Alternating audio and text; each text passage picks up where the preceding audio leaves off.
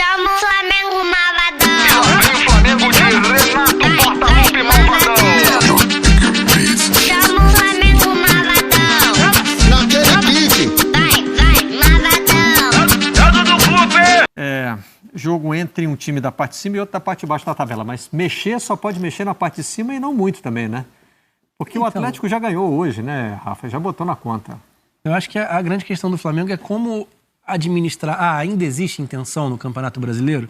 É como administrar isso sem que seja um peso para a final da Libertadores. Claro que é importante, né?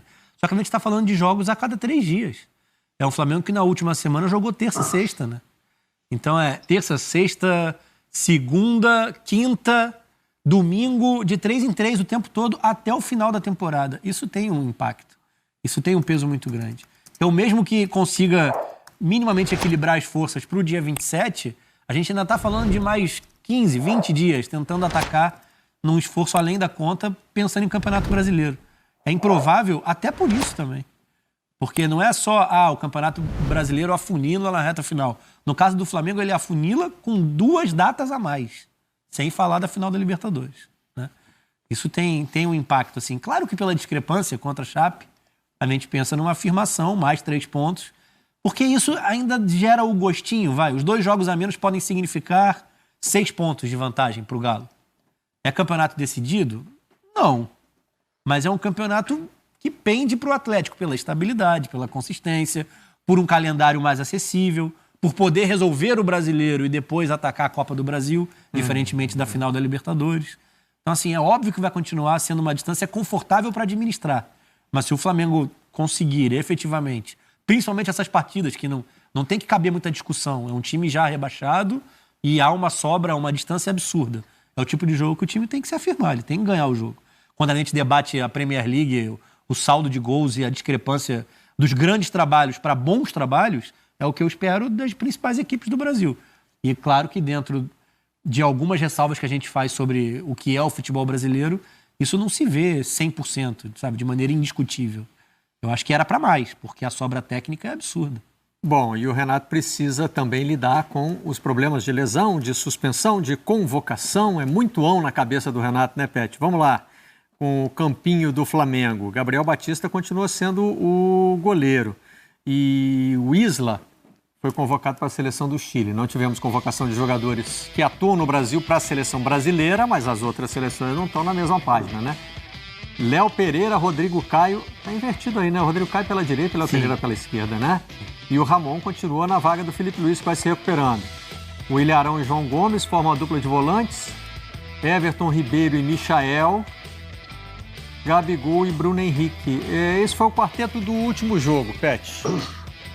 Não é o quarteto titular do ataque do Flamengo, né? O Renato continua esperando a volta do Arrascaeta, mas pelo menos é alguma coisa que ele consegue repetir. Com todo respeito, o Chapecoense que não vence há 10 jogos, mas o Flamengo tem desfalque sim. Mas quem entrar para jogar, o Flamengo tem elenco, tem jogadores e uma obrigação a ganhar contra o Chapecoense. Claro que não é fácil, claro que o Chapecoense vai jogar tudo e dar vida, mas Flamengo, que é o que a gente falou, é o grande, está lá em cima, ainda tem chances remotas para conquistar o título. Então, o prestígio também de se colocar em cima do rival, que é o Palmeiras, que tem chance. E, por outro lado, está enfrentando um time que já deu adeus à elite há algum tempo.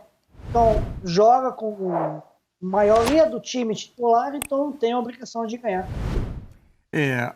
O outro desfalque que não é por questão física, de lesão ou de recuperação, é o Andrés Pereira, que está suspenso, né? Além do Isla, que foi convocado. Está aqui o campinho da Chape também.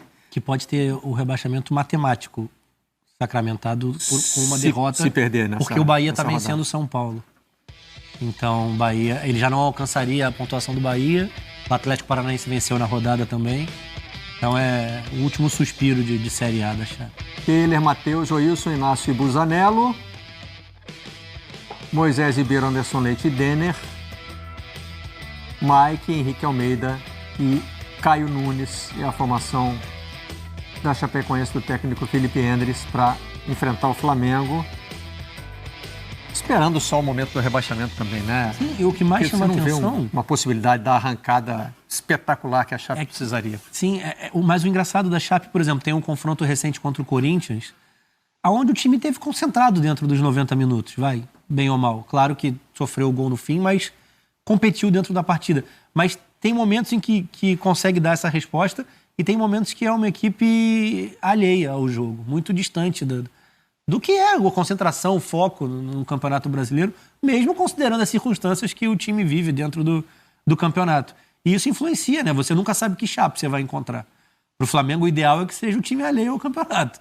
Aí você resolve as coisas mais fácil e dá até para administrar dentro do jogo. Mas o Corinthians passou um dobrado para achar o gol com o Roger Guedes no finalzinho.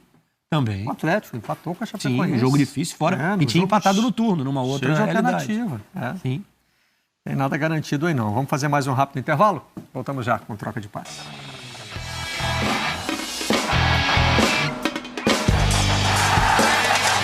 Seguinte, hein? No setor ofensivo, olha que pergunta ali. No setor ofensivo, o Flamengo se tornou o Michael e mais 10.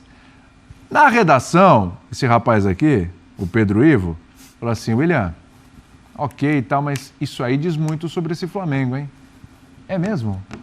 É porque quando você olha Michael mais 10, hoje ainda cabe, né? Hoje fica ali, acomoda muito bem, porque você tem o Arrascaeta lesionado. Agora você tem uma volta de um Arrascaeta, você vai sacar alguém, e quando o Michael passa a ser a sua peça mais importante de um ataque que tinha Ribeiro, Arrascaeta, Bruno e Gabigol, é porque a coisa não está funcionando. O Vitor toca numa situação... Não está olhando o copo meio vazio, não? Não é bom o Michael arrebentando, não? É ótimo você ter o Michael. Só que o problema é que no ataque recente do Flamengo você só tem o Michael. O Michael, ele é contratado, ele chega, ele compõe. Ele resolve numa situação, ele te dá uma opção numa outra situação. Ele não pode ser apenas a única situação do Flamengo.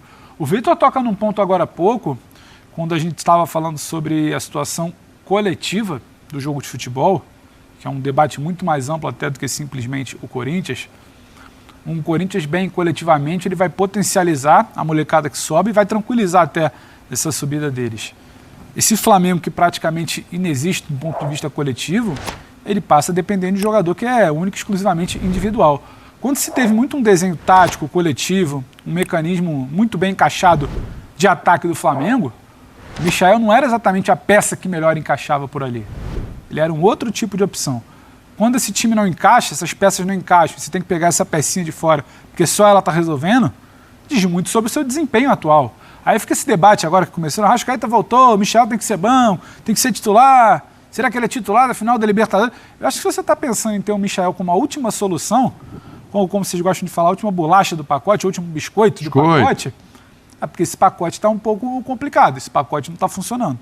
Você certamente não contratou esse Michael para ser a solução desse sistema ofensivo. Então, por isso que eu falei, a gente até brincava na redação, quando a gente rascunhava ali a pauta, que esse Michael ilustrava muito o que é o Flamengo. Você perguntou do último mês, né? Isso. Então, do último mês, talvez, que o Flamengo começou a degringolar, perder sua base ali coletiva, por situações de lesão, por uma série de outras razões. Desde o jogo ali com o Fortaleza, um pouquinho antes, contra o Juventude. O Michael, as pessoas tendem a atribuir muito do momento do Michael ao Renato, né? Eu discordo um pouco disso. Michael, o momento bom dele, a gente tem que atribuir a ele. É o Michael que mudou a sua mentalidade de uma temporada para outra, que não quis férias, que se preparou. E não quis ser emprestado. Que abriu mão de uma série de situações, que falou que queria jogar com o time sub-20 no estadual, que entendeu qual era o seu papel, entendeu quais eram as suas limitações.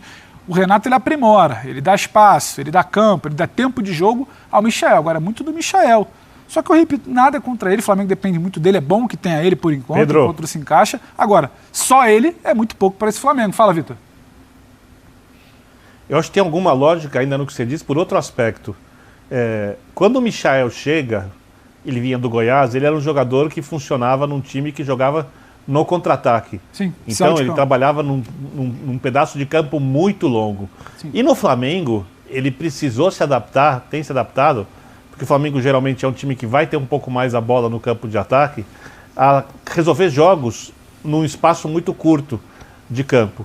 E quando ele consegue fazer isso mais vezes, tem a ver com o desenvolvimento individual dele.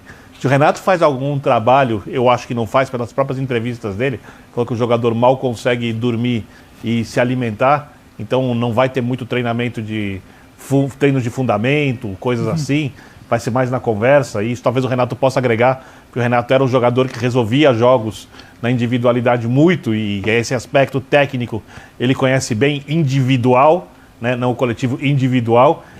Então eu acho que ele pode ter sim uma influência, mas é óbvio que o mérito maior é do jogador. Agora, quando se fala do Michael, óbvio que tem que ser elogiado, mas quando você pensa no Flamengo para jogar uma temporada, para jogar os grandes jogos, ele provavelmente não tem lugar na equipe. Porque com a volta do Arrascaeta, que se entende muito bem com o Bruno Henrique e com o Gabigol, com o Bruno Henrique jogando com mais liberdade para sair da área e ir para o lado, que ele tem mais influência no jogo do que tem no atual sistema do Flamengo. Se o Everton Ribeiro não estiver mal, e aí muito mais um meia do que um jogador com a característica do Michael pela direita, o Michael volta para o banco. Então, o que o Flamengo pode ter de melhor nesse momento com a boa fase do Michael, pensando no futuro? Uma opção melhor para algumas circunstâncias. Teoricamente não passa disso, William. Mas tem uma justiça a ser feita ao Michael. Ele hoje é mais do que aquela válvula de escape, do bota para correr. Ele é um cara do gol de cabeça. Ele é um cara que o segundo gol contra o Atlético Goianiense, ele participa de uma jogada coletiva.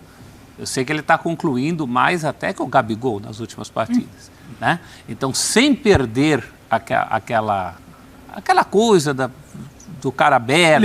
Ele antes jogava só com o campo que tinha. Ele hoje consegue criar campo. Tem mais espaço reduzido contra o Ele evoluiu. Tem valor. Michael não ele evoluiu é só nessa o temporada. Michael que chegou do Goiás, não. Ele evoluiu, sim. E isso tem que ser colocado na mesa. E se ele está rendendo mais do que todo mundo, eu quero ver para tirar ele do time. Não vai ser fácil, não. Será? Fala, Calçade. Eu vejo o Renato, quando o Renato lá atrás falou com os 200 milhões também, quando ele estava no Grêmio, se referindo ao Flamengo, que com o dinheiro do Flamengo ele também teria e traria resultados, eu acho que diz muito sobre esse momento, porque hoje ele pilota essa equipe, que é o Flamengo. E o Flamengo acabou se desorganizando muito com as contusões, em massa. Né? E principalmente de um jogador que a ausência dele mostrou aquilo que ele é capaz de fazer quando está em campo, que é o Arrascaeta.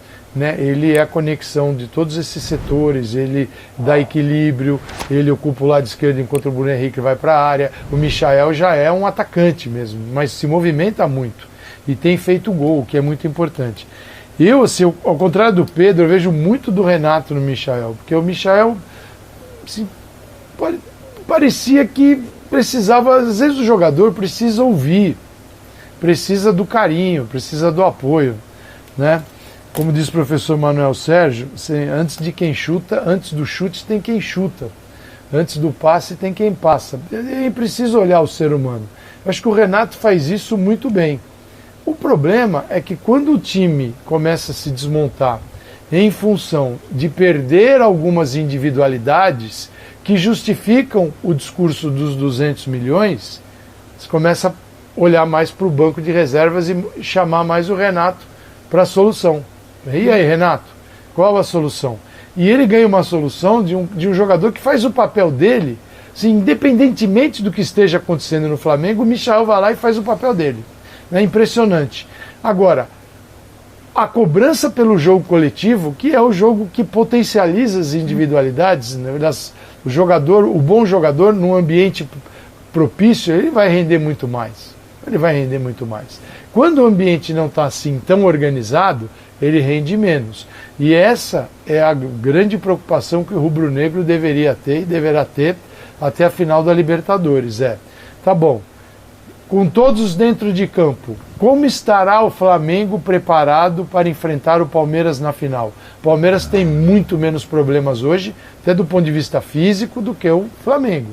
Então esta reunião no dia 27, pode ocorrer antes, todo mundo junto, vai restabelecer aquele Flamengo ou vai precisar de algo mais?